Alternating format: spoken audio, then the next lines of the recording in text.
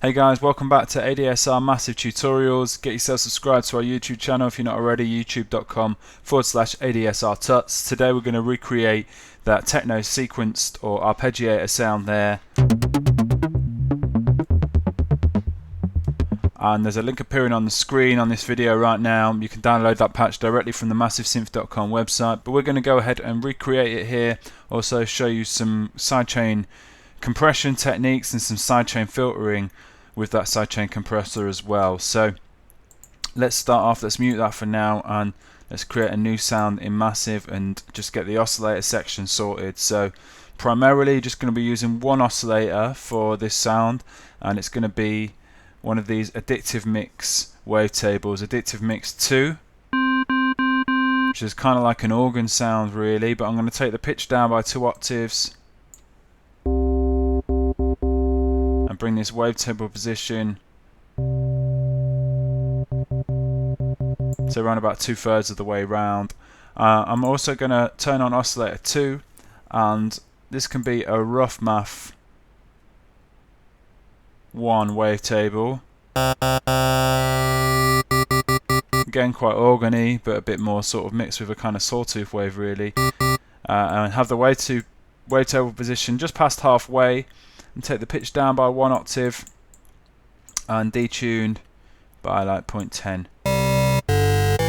But then I'm going to bring the amp of this right down, so the amp's going to be quite low on this second oscillator. So it's just bringing a little bit of kind of fuzz, a little bit of top end into the sound. So I think the next thing to do really is set up the kind of arpeggiator. I'm going to use a stepper to do this. So convert this first LFO into a stepper, take the steps down to 8, convert the ratio to 1/16, so 16th notes, activate the snap to grid function, and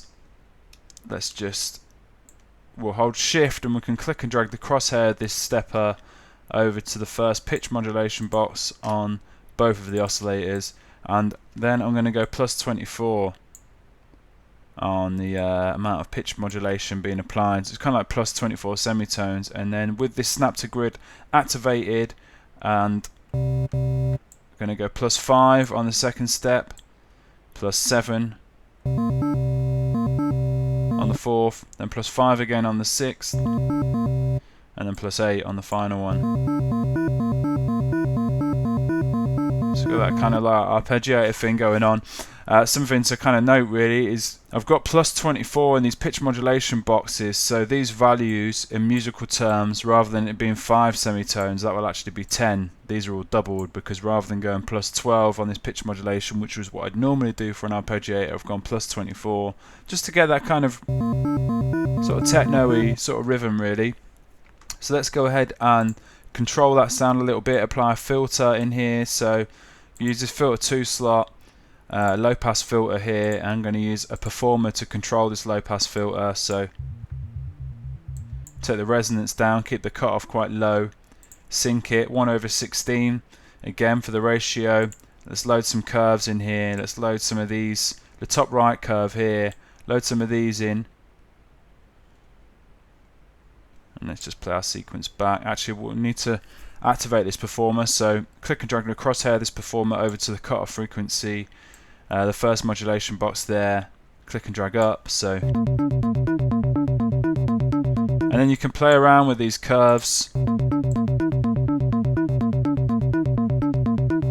You could even go into this randomization box and randomize upper levels, bring the X-fade sequence all the way to the top.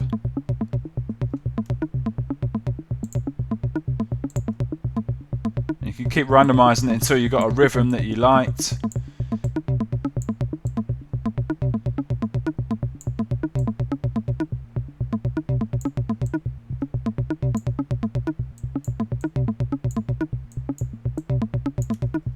Something like that sounds pretty nice. Another thing we can do on this cutoff frequency is apply a bit of velocity in here. So the velocity macro down here, click and drag that, the crosshair this, over to the second modulation box on the cutoff frequency, click and drag up. So now we've got this kind of velocity sensitive. Let's hit the key a bit lighter. Now hit it a bit harder. the kind of filter opens out a little bit. So nice little bit of variation with the sound. And we can go in here, add some effects, classic tube. Keep the dry, wet and drive around about halfway. Let's add some chorus in here as well. Maybe take the offset down a little bit, take the dry, wet down slightly. It's kind of really bringing the sound to life, adding a nice bit of width to the sound. I'm also going to use some white noise for this sound. I'm going to use an LFO to control the white noise. So this third kind of LFO slot in here. Keep this as an LFO. Click and drag the crosshair, this LFO, over to the amp. The first modulation box on the amp of this noise. Click and drag up. So now we get this kind of white noise in the sound. Let's control that white noise a little bit. Use a ratio of 2/1. So going to every sort of 2 bars we're going to get this white noise kind of creep into the sound.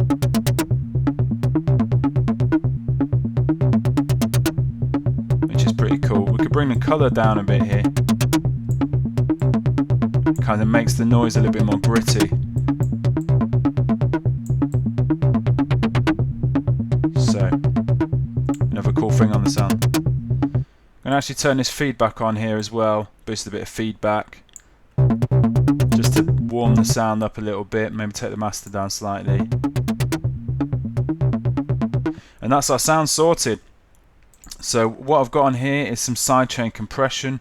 I've used the FabFilter Pro C compressor here, but you could use any compressor with sidechain filtering. The Logic Pro standard compressor has sidechain filtering, but I just really like the way it's set up on this FabFilter Pro C. So turn this on here, and I'm going to solo this kind of sound. All we've got in here is this C3 note, and I've also got this kick drum, sidechain compressor kick drum trigger, so no output on this sidechain trigger. I play these 2 sounds together. You can hear that sidechain happening, but the great thing about this FabFilter Pro C and some other compressors is I've got this sidechain filtering going on, so I'm only ducking the low frequencies out of the sound. If I pull this slider right up, you'll notice the difference. We'll get a much more obvious sidechain effect.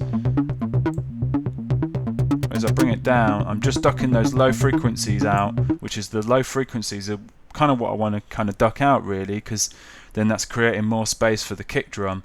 And with stuff like techno and house, I mean, yeah, it's still good to sidechain stuff and create more headroom, but sometimes you don't want that obvious sidechain effect the way that you might do with like electro house or kind of EDM stuff. So great little way to just sidechain bass sounds or synth sounds, and it's not really kind of so noticeable that they are quite heavily sidechained. So let's give this another spin with the beat. You can automate this cutoff frequency.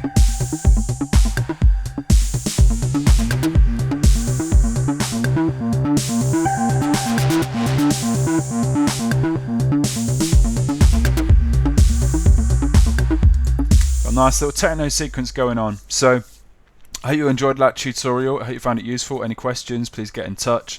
Of course, get yourself over to the massivesynth.com website. Tons more tutorials on there featuring Native Instruments Massive. And thanks for watching. Alright, cheers. Bye.